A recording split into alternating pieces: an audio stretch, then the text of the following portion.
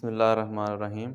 आज हम अपना सेकेंड ईयर का लेक्चर नंबर 2 करने जा रहे हैं जिसका नाम है सिंगल एंट्री सिस्टम।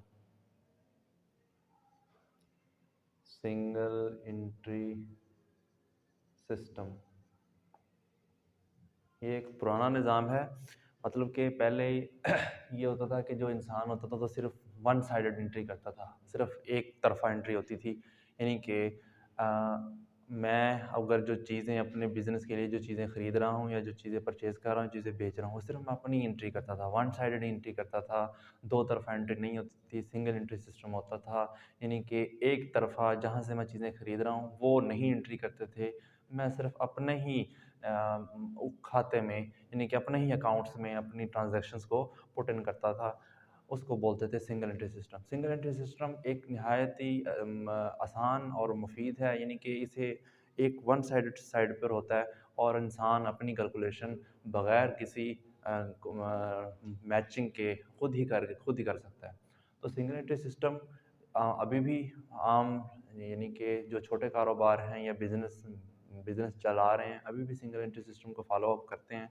इसके ज़ाहिर बात है कुछ नुकसानात भी हैं और कुछ फ़ायदे भी हैं। लेकिन अभी हम क्योंकि एग्ज़ाम के पर्सपेक्टिव से पढ़ रहे हैं तो फिर हम ये भी स्टार्ट करते हैं एक क्वेश्चन से।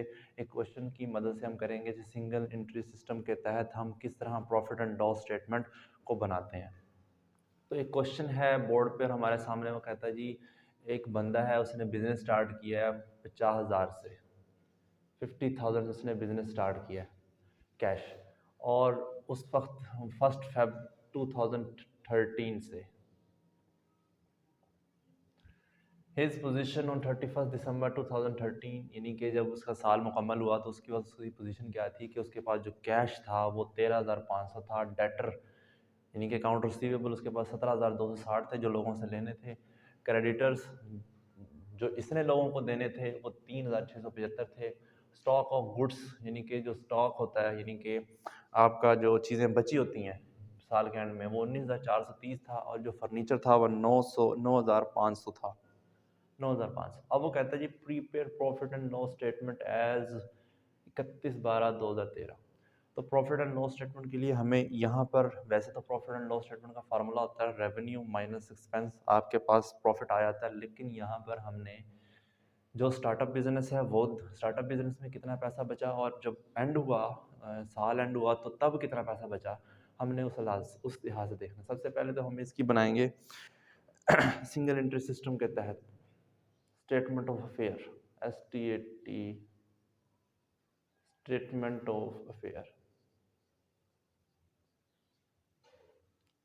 एज 31/12/2013। अगर बंदे का नाम दिया गया हो, बिजनेस का नाम दिया गया तो वो हम लिखते हैं XYZ, लेट्स सपोज। उसके बाद यानी कि हमने यहाँ पे पार्टिकुलर्स लिखना होता है। पार्टिकुलर्स यहाँ पे हमारा रुपीज़, ये हमारी एसेट साइज होती है और ये हमारी लाइबिलिटी साइड होती है।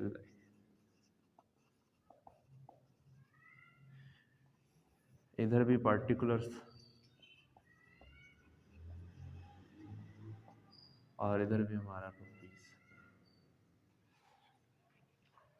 अब सबसे पहला कहता है जी started business with rupees of 50,000 on 1 February 2013।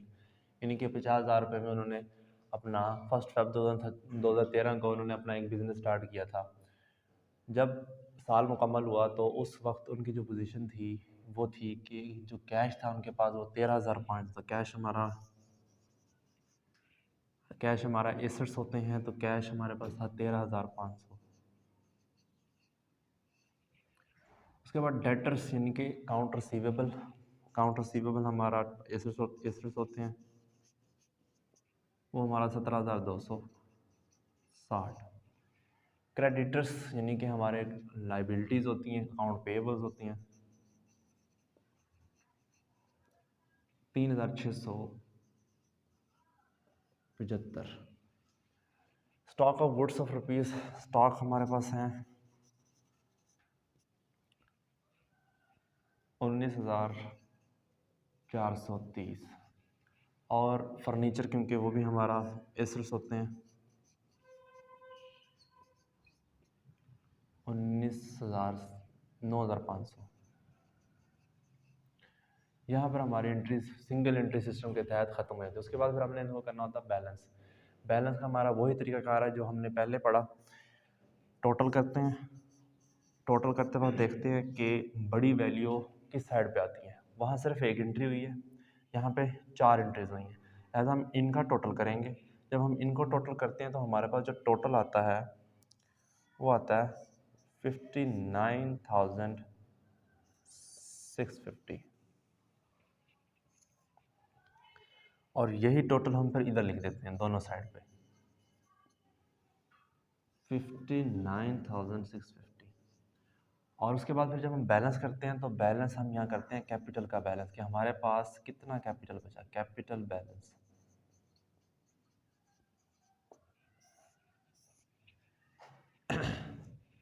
इसको इसमें से माइनस करते हैं, बैलेंस यानी कि माइनस। जब बैलेंस बचता है तो फिर हमारे पास आता है 55,925। ये हमारे पास अब बैलेंस आया।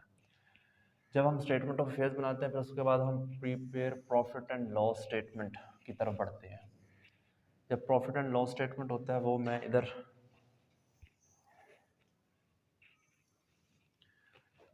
इस वक्त फिर हम जब बनाते हैं यहाँ पे लिखते हैं जी profit and loss statement, profit and loss statement. उसके बाद 31/12/2013 वही चीज़ें आती हैं। यहाँ पे हम लिखते हैं पार्टिकुलर्स और यहाँ रुपीस। यहाँ पे लिखते हैं कैपिटल